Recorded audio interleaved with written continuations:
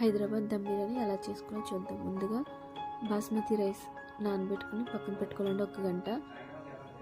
Basmati rice చేసుకోవడానికి ముందుగా 1 kilo chicken తీసుకుంటున్నాను. అందులో కొంచెం అల్లం పేస్ట్, కారం, ఉప్పు, ధనియా పౌడర్, జీలకర్ర, గరం మసాలా, 2 బిర్యానీ ఆకులు, 1 నిమ్మకాయ, 1 కప్పు పెరుగు కూడా వేసుకుని మరో గంట నానబెట్టి పక్కన పెట్టుకున్నాను. దమ్ రైస్ కూడా చూద్దామండి.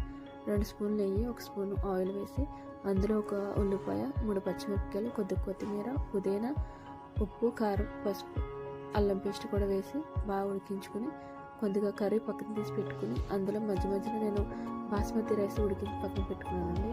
ఆ కర్రీ తీసి పక్కన పెట్టుకుని బాస్మతి రైస్ వేసి మధ్యలో మళ్ళీ కర్రీ కూడా వేసేసి దానిపైన మళ్ళీ రైస్ వేసి మరో 10 నిమిషాలు ఉడికి చివరిలో కొంచెం కొత్తిమీర, కసూరి మేతి కూడా వేసి కొంచెం ఫుడ్ కలర్ కూడా వేసి చేసుకుంటే హైదరాబాద్ దమ్ బిర్యానీ రెడీ అండి. మరి ఇంకెందుకు ఆలస్యం, ఇది మీకు నచ్చినట్టు